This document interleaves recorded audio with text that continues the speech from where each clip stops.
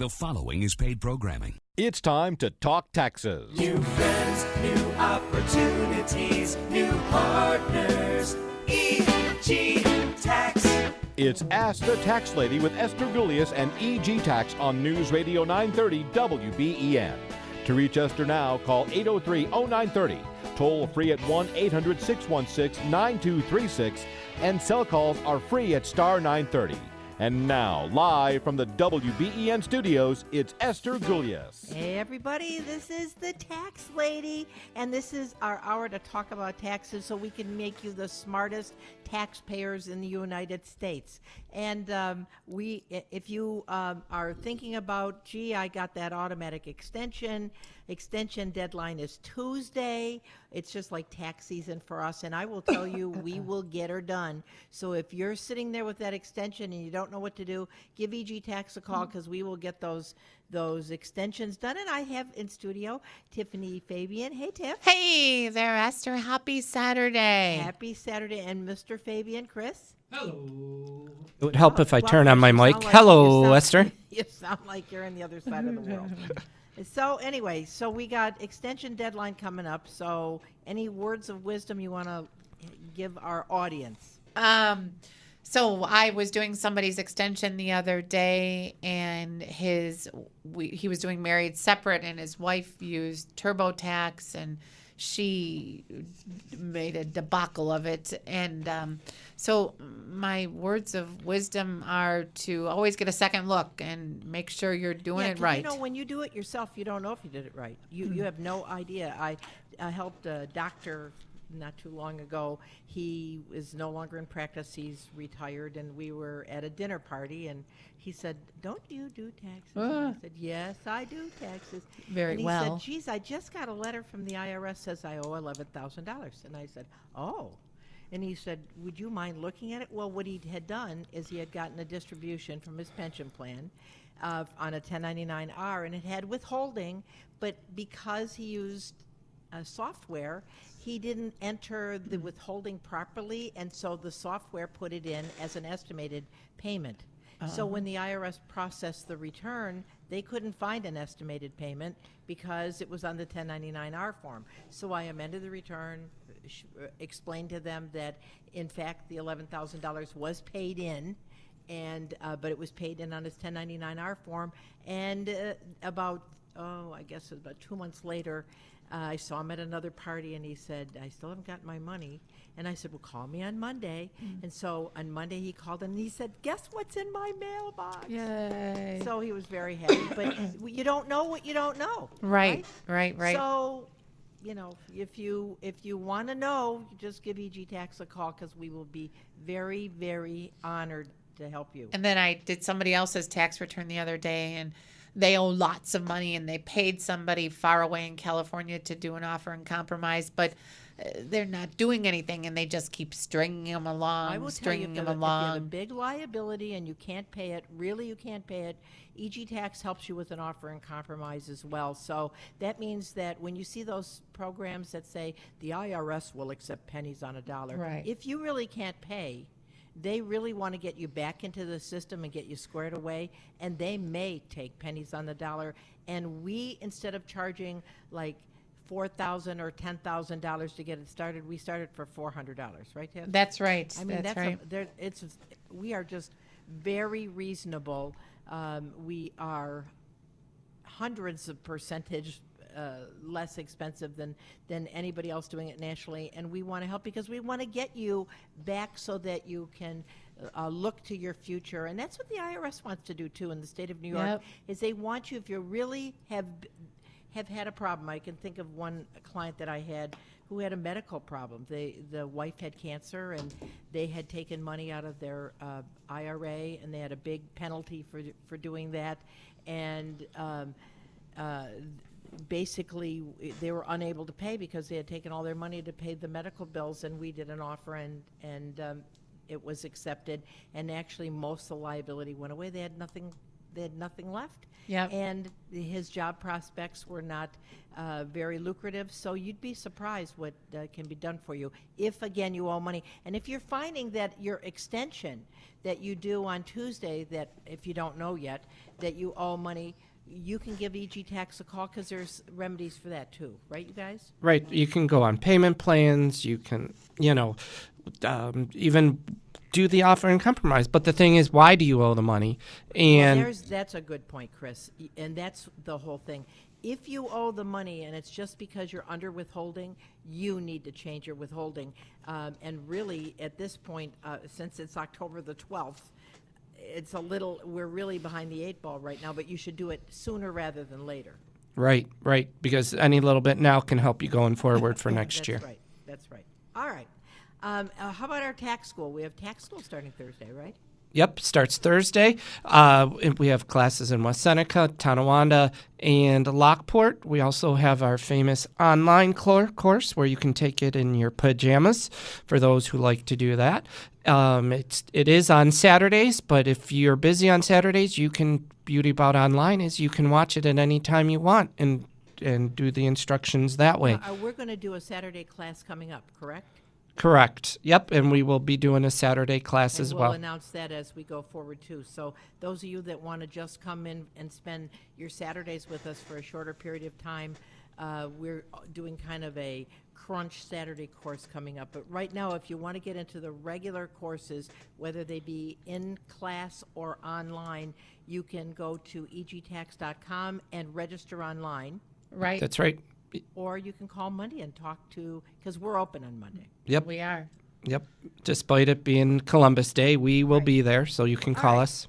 So, 803-0930, 803-0930, star 930 on a cell phone. And I know last week you guys talked about the HSA, but I'm not sure that people really understand how the health savings account works and how it really benefits people and what it takes to put money into an HSA and the benefits of putting money into an HSA. So why don't we talk about that for a minute if we could, Chris and Tiff? Yep. Sure. Okay, so first of all, you have to be in a high deductible medical plan. Right. And for 2020, for a single person, that's a $1,400 deductible.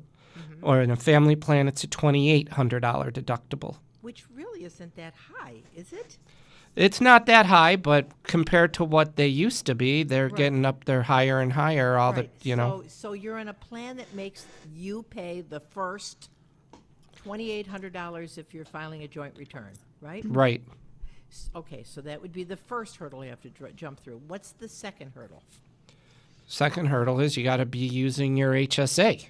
You got to put money away. Right. Working. You have to put money away. So, but the money that you put away can be used is completely tax-free when you're using it for qualified medical expenses, correct? Correct. So medical right now, if you're an itemizer, you can't get any benefit until it exceeds 7.5% of your adjusted gross income. But if you put money, because you're in a high deductible plan, into a health savings account, the money that you take out that is a tax deduction, because you're going to take a tax deduction for it, is going to be completely tax-free when you're using it for medical expenses, even if you don't itemize. Right. Yep. So you put the money in, it goes in before taxes, and then you use it, and it's tax-free. So It's a win-win. Right. So and it's remarkable. So some of the things that you wouldn't have been able to deduct if you're as an itemized taxpayer, if you're taking the money out of your health savings account, it's 100% tax-free. So it's a great opportunity, and you get a deduction for it as an adjustment on your tax return. Correct. Right? Yep. Okay. Good. I'm Esther Golias, the tax lady from EG Tax, 803-0930, 803-0930, star 930 on a cell phone. We want to talk to you if you've gotten letters, wonder about extensions, any tax-related matter. We're going to talk about itemizing on the federal, and anything else you want to talk about after the break. We'll be back with your calls on the other side. We are family. I got all my sisters with me. You can be a brother too. Brother brothers, sisters. You are family to me. EG Tax, we love you. We want to serve you. I will tell you, it drives me crazy when I deal with so many other businesses because it's like, if you're lucky enough to talk to somebody, it sounds like they don't want to help you. But we do. We want to help. I'm Esther Golias, the tax lady from EG Tax, in studio here with Tiffany Fabian, Christopher Fabian. Before we get to Mary and Patty and your other callers that are calling in, wanted to mention this is the 12th of October. By December the 31st, you have to have your required minimum distribution taken out and sent to yourself if you're over the age of 70 and a half, unless you're taking advantage of the charitable IRA distribution, which would mean you could put up to take out up to $100,000 and use it for a qualified charity if it goes directly to that charity, and that'll fulfill your RMD qualification. So you want to make sure you do that, because what's the penalty if they don't? 50%. So Of 50%. what you didn't withhold. Correct. So if you were supposed to withhold 20,000, Withdraw. Not withhold. Yes, thank you. Withhold, take out, withdraw. So thank you, Chris. So if you were supposed to take out 10,000 or 20,000, your penalty would be 10. So it's a lot of money. So make sure you do your RMD, right? Right. Yep. Age 70 and a half. You got to do it by December 31st. That's right. Okay, let's go to Mary. Hey, Mary, how can we help you? Hi, I'm considering. I've got some spare bedrooms, and I've considered doing the Airbnb thing, and I'm not very good at paperwork and whatnot. The other thing I was thinking is to it not go through them, but just I live in an area that I think there would be enough traffic from tourism to just do it. Could I do it on a donation basis? Say, the recommended donation is X, but whatever you think, because I don't need the money. It's more of it's something I think I would enjoy, but the money would be nice too. Okay, well, first of all, let's back up here. First of all, if you're taking a donation, so you're taking it because you think that it would be non-taxable. Is that your thinking? Well, yes, and paperwork-wise, it just seems like a simpler, like no sales tax, that kind of thing. Okay. The only time that you can take a tax-free contribution if you're a qualified charity, 501c3, okay, which would mean that you'd have to have a charitable non-for-profit motivation. When the money's going to you, it would be a for-profit enterprise, and so you're going to have to collect the sales taxes, you're going to have to collect everything and do it in a business-like manner, because it's considered for profit unless you're renting it below fair market value. In other words, you say to somebody, it should be $100 a night, I'm only charging you 10, which would mean you wouldn't be able to take any of the expenses, which would the income would be taxable, but you wouldn't be able to take any of the expenses. So what I'd suggest, and you guys jump in here if you agree with me, is why don't you call us probably on Wednesday, because we're busy Monday and Tuesday with the extensions, on Wednesday, and we will go over all the ins and outs, and the bookkeeping is really fairly simple. Wouldn't you guys agree with that? It is. And one of my clients, he makes a really lot of money doing Airbnb. And I know you said you don't need the money, but the bookkeeping is really, really simple. Airbnb does most of the bookkeeping for you, as a matter of fact. That's true. Yeah. And I will tell you, it's a great way if you enjoy.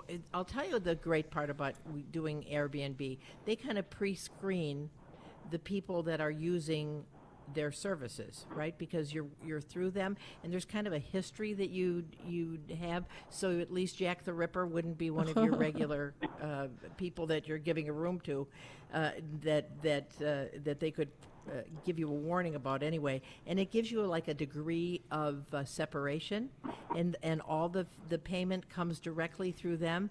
I would suggest you go through Airbnb because it's a great way to do the business. But if you're taking money even below fair market value, it's taxable either way. But if it's below fair market value, that means you can't take the expenses. So, Chris, you got anything to add to that? No, I mean, and then you got to still be careful. You mentioned sales tax.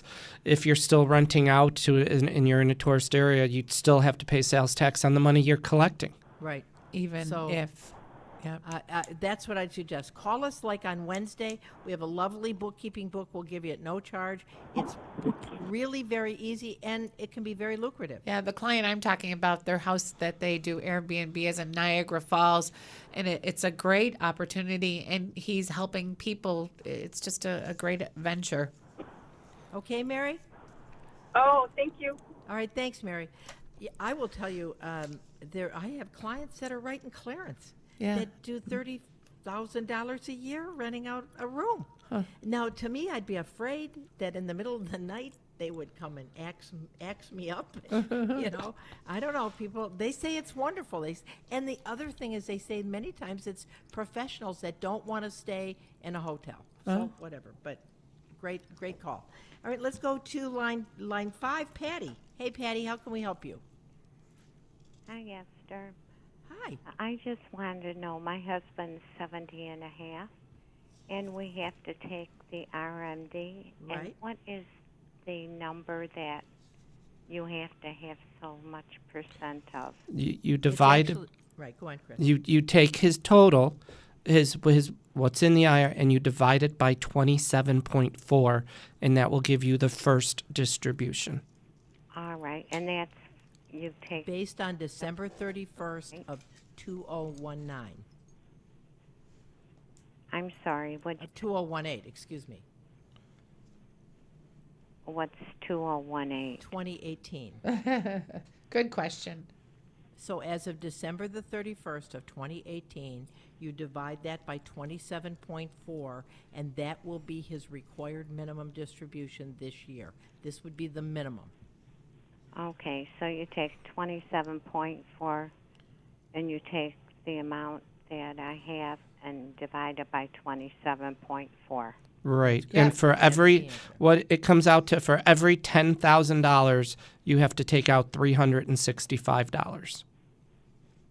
Oh, So if he's worth if it's $100,000, he would have to take out $3,650. Okay? all right. Thank you so much. All right, good enough. And again, Patty, if this is not clear to you, call the office or email us through our website at egtax.com, and we'll work the numbers out for you. Okay? Because you got to make sure that you take all of his IRAs and all of his simples and all of his 401k plans, and some of them have to be handled separately. Yep. She's gone. Okay. I'm Esther Golias, the tax lady, 803-0930, 803-0930, star 930 on a cell phone, and let's go to Kevin. Hi, Kev. Good evening, folks. Good afternoon. How are you all? Good. I have a twofold question here for you all in relation to making donations to political organizations. One, the first question is, why does the IRS need to know your employment status, and all that detailed information if you're even sending like as little as $20? That's number one. And number two, if you contribute something towards a political organization, whether you pay for catering or rent a venue or something, is that something I need to report? Okay, so, So we'll let's start with back up. I think that's the new letter that's going around where they want to know who your employer is, right? Or the withholdings, right? Is that what he's? Well, when you go online on websites of political candidates or organizations, and when you put your name in and how much you contributed, is asking you stuff like where you employed and They're just being nosy and to group Right, you I into would a certain. I'd never put that in, Kevin. The IRS already knows where you're employed because they're getting your W-2. And so when you prepare your tax return, you're going to issue and talk about all of your sources of income that you had gotten. So they already know that. But when you go on other websites, you know, one of the things I think that people have to understand is just because they ask you the question doesn't mean you should answer it. right, You yeah. know, I think you have to be very So that's not the sharp. requirement of the IRS or anything. It's just that that political organization or that candidate wants that information for data harvesting, as they call That's, it. You know. that's true, and they already know so much about you. I mean, they probably knew what time you got up and went to the potty this morning. So Oh, you really want to be wise. I get phone calls all day, and I'm sure you do as well, with people telling me they're going to help me with this and help me with that, and we're really glad that you answer the phone. I mean, you're just being data mined all day long. So just be Wow. wise, and the IRS isn't going to make a contribution. They're not going to ask who your employer is. So just be wise. And if you are giving to a political organization, that is not a charitable donation on your That's tax a return. Good point, Chris. Very good point. Oh, yeah, Because okay. It has to be a qualified not-for-profit charity, and specifically, political donations are not deductible, and the expenses that a political candidate incurs are also not deductible. And then there was a second part to your question, Kevin. I don't remember it. Could you repeat it? Yeah, sure. So, like, if, for example, I help a candidate or I help a political organization, let's say I paid for, like, catering or I paid for the rental of a venue, is that something that I No. have to Yeah, it's give not IRS? deductible, and if you paid for it, again, there are campaign limitations that you have to adhere to, and I'm sure that if you were paying for a $25,000 venue, that would be a horse of a different color. But if you're just giving some Right. extra money here or there, it shouldn't be a problem, because the candidate has to divulge who it is that's giving such large contributions. Okay, great. Thanks again. Okay. for the Hey, week. thanks for calling. I'm Esther Goulias, the tax lady from EG Tax with Tiffany Fabian, Christopher Fabian. We're going to take a short break for the news. We'll see you on the other side. We are family. I got all my sisters with Hey, everybody, this is Esther Goulias, the tax lady from EG Tax. And you know what Tuesday is? I tell you it's the end of tax season, but it really is the end of tax season. Automatic extensions are due Tuesday at midnight, and if you need help, EG Tax is there to help you. Our corporate headquarters is 1890 Colvin Boulevard in Tonawanda, and we'll be there ready, willing, and able, right? And by the Yep. way, we're open on Monday. We are, and we will stay as late as it takes to get all of the extensions done that need to get their extension done. Right, and you do have to get your extension done. Now, let's go back to the phones. We're going to talk to Diane. Hey, Diane, how can we help you? Hi. I am a New York State resident, but we snowbird to Florida. We don't Okay. return until about May. I'm wondering, can I file my federal taxes in Florida to make it for the deadline? Sure, you can. It's a federal return. You certainly can. Yep, you can go. And most, like we have offices in Florida as well, and so we do New York returns out of our Florida office and send it in, and everything's done on time. Yeah, I have a lot of snowbirds who fax me or email me their items or make a phone appointment. And so they email me their stuff and then they do a phone appointment. And it really tends to work out really well. Great. Whereabouts are you in Florida? I'm on the West Coast. Okay, Naples. Naples. Okay.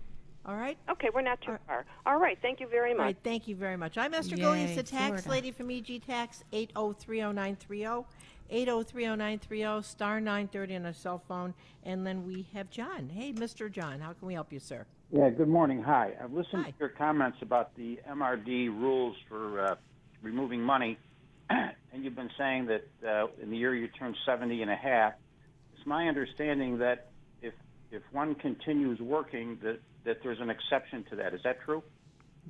Not For your okay. pension at your employer. Only on your pension, not on your IRAs. But if you have a pension at your employer, you can hold off on taking That you're money. still actively Right. participating in. So if you're, let's give you an example. Let's say you're still Retirement working. rules, you can have a pension or a 401k or an IRA. I mean, those are the three distinct categories that I think I'm aware of. Is that Okay, true? so if you have if you're in a qualified pension plan at work and you're still actively involved in your pension plan at work and you're still working, you do not have to start taking the RMD on your pension plan. However, you do have to take money if you have it in an IRA. Once you're age 70 and a half, you have to start your RMDs on those other non-qualified plans. So an IRA, are you distinguishing that from a 401k, or you're speaking? Yep, they're two different animals. Okay, so the 401k is more like the pension plan that I can defer that if I continue to work. That's And correct. and participate, and you would have to keep Participate. contributing. Right, right. Yeah, I'm active in both plans. So to summarize, the 401k and the work pension plan, those I can defer as long as I continue to work, correct? And you're contributing, yes. Right. Okay, one other question. Let's say I'm going to be working through year end this year. Let's say I retire, let's say in March of 2020. I will have till the end of the year, December 31st, to file the MRA. The RMD. The RMD. Excuse- So starting in 2020, you're going to make you're going to take your distribution from your IRAs and your pension plans, because now you're no longer contributing and an active employee anymore. So you do your RMDs on both your IRAs and your pension plans. And I have to do that by year end 2020.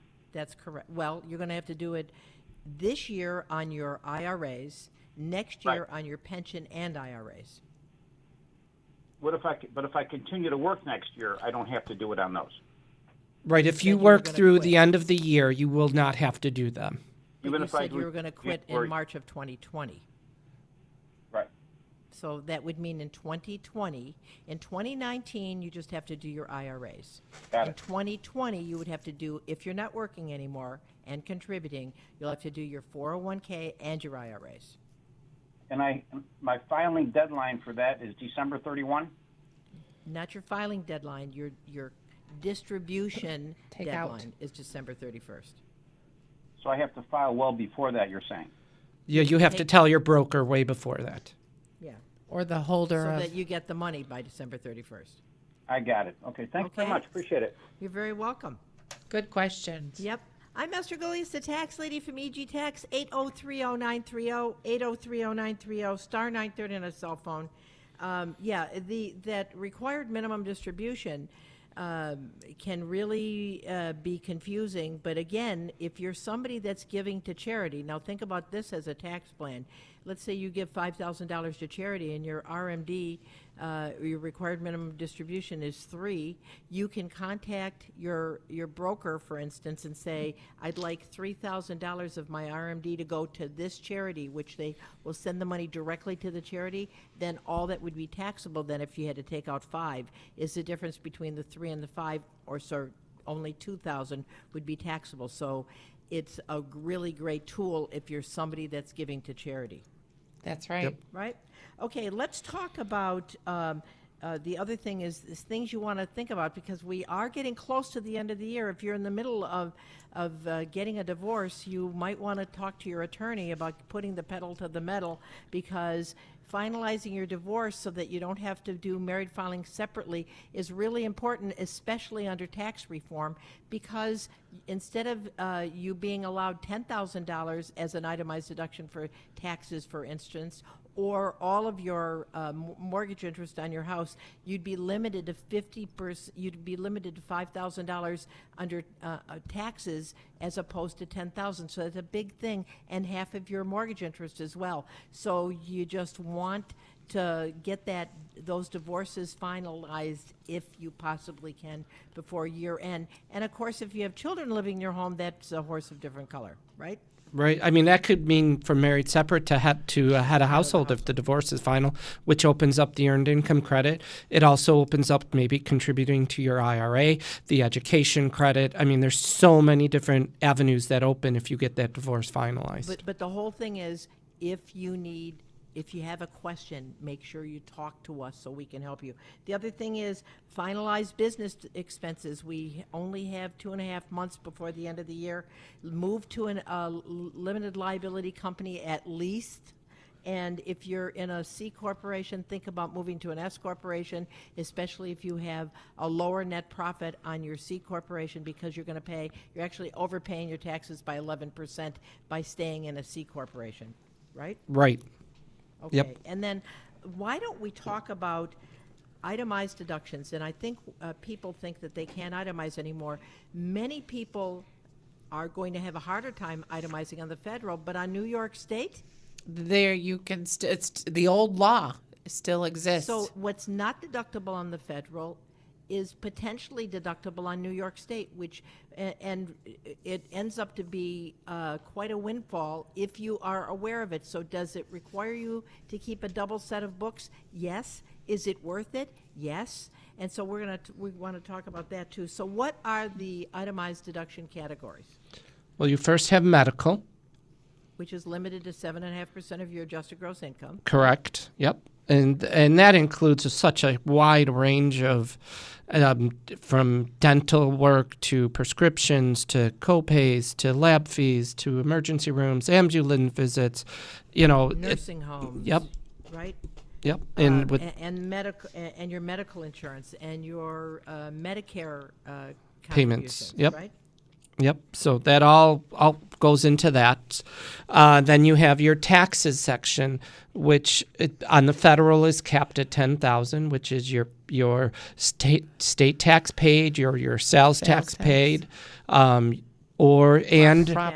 property taxes. If you live in a state that has personal property taxes, you can add those in as well. Foreign taxes, and again, if you're married separate, you'd only do 5 instead of 10. So Yep. that's one of the things we talked about, getting that divorces done.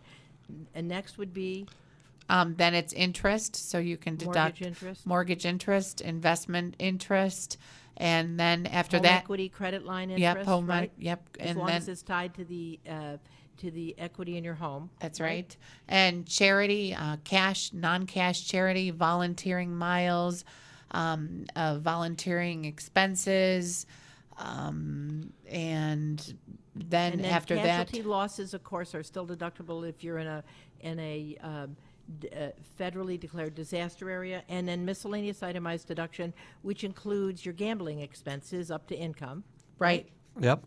And your gambling losses up to income. So all of those things still are deductible. Now, interestingly enough, on New York State, there's a whole different set of rules. So you can, for instance, still take that casualty loss that is not a federally disaster area on the state. So I had a client who had a casualty, and we couldn't take the loss on the federal for 2000. I just did her return, but we could take it on the state. And of course, it's after what insurance will give you, and you have to surpass the 10% threshold. But and of course, we know that fresh divorces in 2019, if you're paying alimony, the alimony is no longer deductible on the federal, right? But in New York State, it still is.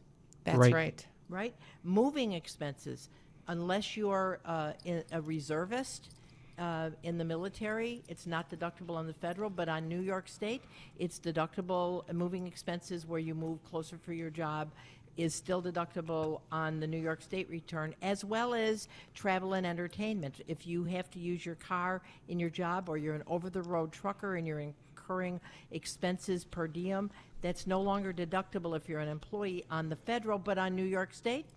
It is, like union dues and cell phone, all that fun stuff. Or if you're working in your home, office and home on the federal, if you're an employee, it's not deductible. It's deductible if you're self-employed, but not as an employee. But as far as New York State, if you're working out of your home, the office and home is still deductible. So it's very important that you not just say, oh, well, I won't take it. Because if you come up with an extra $10,000 in expenses in New York State, you're talking $700-800 that you'd be overpaying in taxes. To me, that's a lot of money. I agree. Right? I'm Esther Gullius, the tax lady from EG Tax, 803-0930, 803-0930, star 930 on a cell phone. We're going to take a short break, and we'll be back with your questions on the other side. We are family. I got all my Hey, you know, when you got important things, you really would like some help. Family is there for you, and EG Taxes thinks of you as your family. So if you're in a pickle, you need your extension done, Tuesday's the deadline. We will certainly help.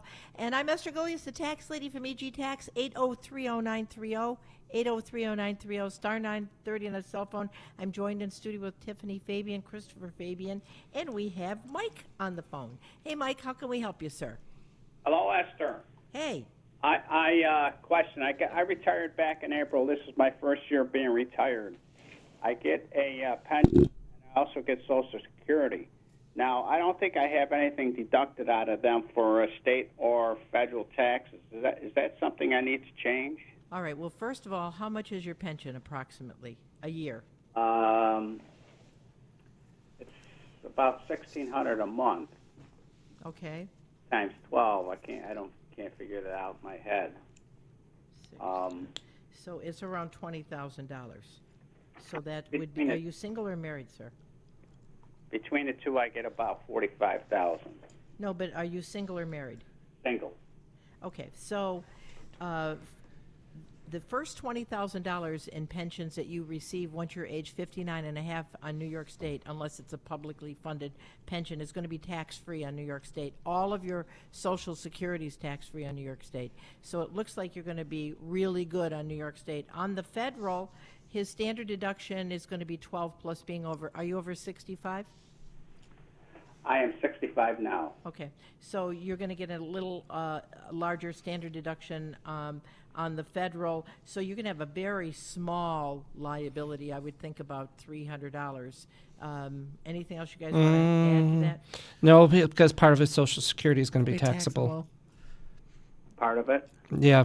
Yeah, because if you're making, if you said you're around 45, you're looking 15 plus 19. So Sorry, you just got doing your- math you got on your my. toes, or you're doing with your toes. I am.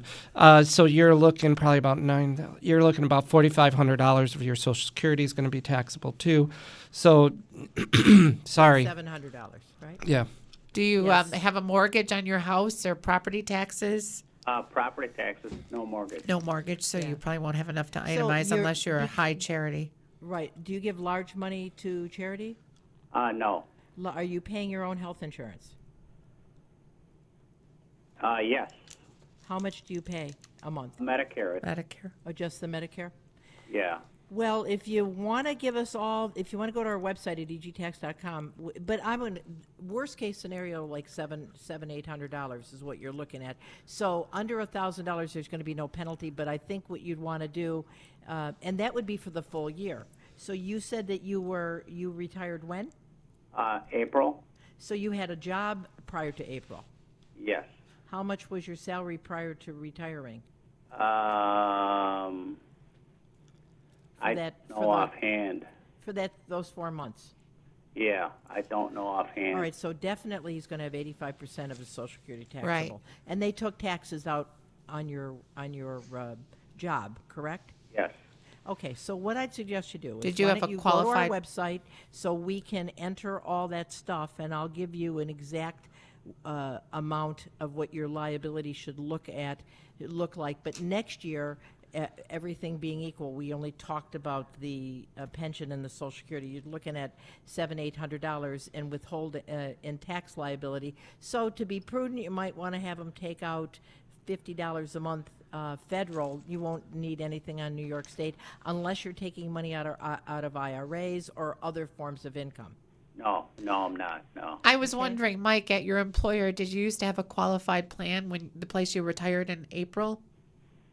You mean a 401k? You mean? Right.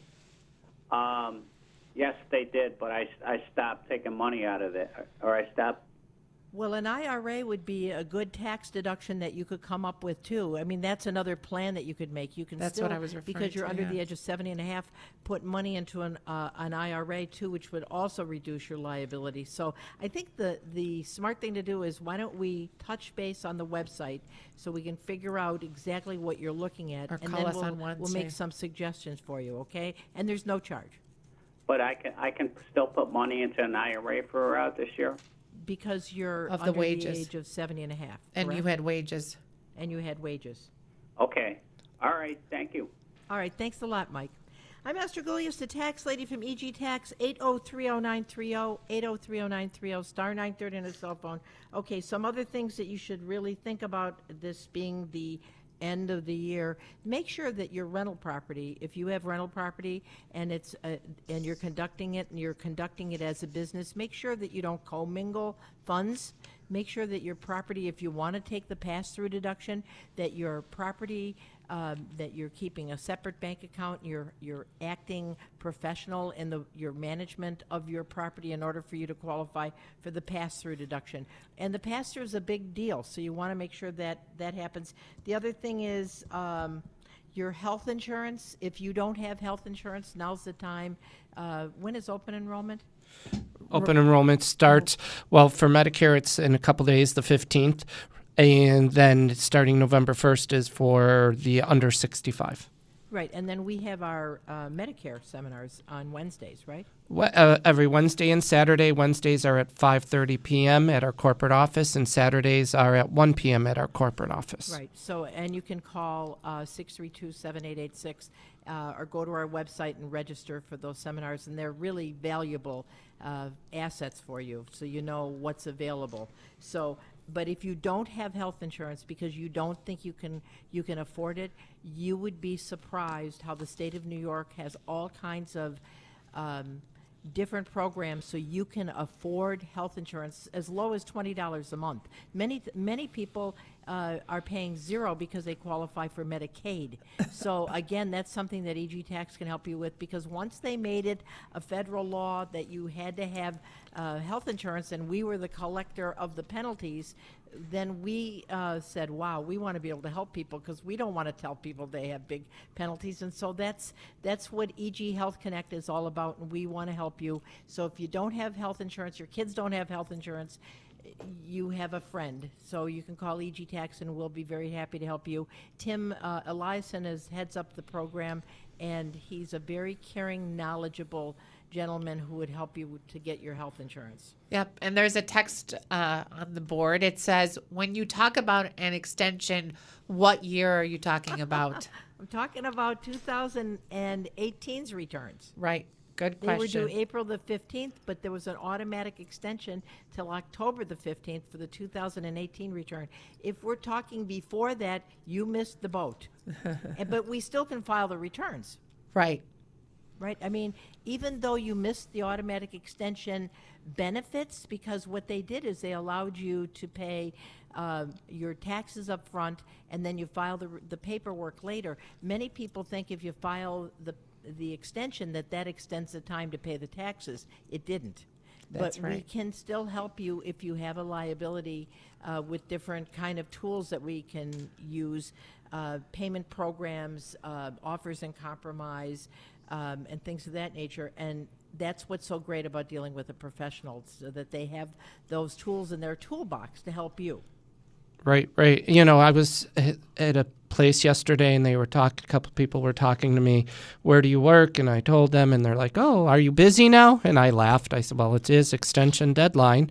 And they're like, oh, well, what's the penalty if you don't do your return? I said, well, if you have a refund, there is no penalty. Oh, that's good. But what about if you have a balance due? And I said, it's 5% a month. And the gentleman goes, oh, well, that's not bad. And the lady goes, well, wait. What if you owe $1,000? That 5% adds up really fast. And the guy, oh, it does, doesn't Well, it? it's 5% a month until it gets to 25%. 25%. But if it's $1,000, And then there's interest that they charge. Yep. So the penalty is the 5% to 25%. Then there's interest on the whole thing. So, and then there's failure to file penalties, failure to pay penalties, and interest. So it ends up to be a lot. And then the other thing is when people think, oh, what if I have a refund? There's no penalty there. After 3 years, if you don't timely file those returns within 3 years, there goes your refund. That's right. They seize your refund and you can't get it. So that's the penalty there. The other thing I wanted people to think about, if you have stocks, you should, the market goes up and down and up and down. You should take a look with your broker as to how you're going to set during tax time, because if you have some losers, you want to make sure that you use your losers to offset your gainers so you aren't stuck paying a bunch of taxes that you weren't aware of. That's another thing you should look at. And I know we have Dennis Kitchen, who advertises with us in his commercials. Do you have a will yet? Do you even if you have a will, you have other plans, and have it reviewed. Have someone look at it to make sure it's how it should be. I know I got a call this week by someone for his mother who has a trust, and mom's going in a nursing home, and they thought all mom's money was protected, but it was the wrong kind of trust. Yeah. So That's we're something. talking $1 million. I mean, that, you have to do things before you need to do them. Yep. Because once it's a problem, like if you haven't transferred the money and you want to, and somebody's going into a nursing home, remember there's a 5-year look back. It's too late. They're going to take their pound of flesh out of your investment. So it's really important that you do it in advance. Like for instance, if you have IRAs and other investment vehicles that could have beneficiaries attached to them, and you don't list the beneficiaries, it really hamstrings your beneficiaries after you're gone, because without a beneficiary, it goes to New York State, who then will designate who it goes to, and they have to take 100% of it up front, as opposed to taking it, annuitizing it, or spreading it over a 5-year period. So a simple thing like just adding a beneficiary can do your estate a world of good, and your heirs. That's called probate, right? Right. Yeah. Well, it's probate if you got a will. Right. Right. If you don't have a beneficiary, it has to go to probate, right? Right, and then it all has to be claimed by your. Once they say, "Oh, you're going to get the money," then Right. that option of spreading it out over the life of your projected life or 5-year It's period gone. is taken away. So then you end up with that whole chunk of money all at once. Right? Yep. Okay, so if you haven't caught the drift here, we will help you. Call us, even if you say, "Gee, I heard you. What should we talk about?" We'll ask you some good probing questions, because really, once you need it, it's too late. You got to do it in advance. If you're interested in tax school, you can go to our website at egtax.com and register for tax school. Tax school starts Thursday, or in your pajamas whenever you'd like, because it's online. And then what else? Anything else? Oh, an extension deadline Tuesday. That's right. And our seminars on Wednesday and Saturday for Medicare. Right. Correct. Right? Yep. Okay. Until next week, I'm Esther Golias, the tax lady from EG Tax, with Christopher Fabian, Tiffany Fabian. We're here to help you. If you haven't filed, you owe money, you got questions, our website is egtax.com. Until next Saturday, have a great week. Thanks for listening. Bye-bye.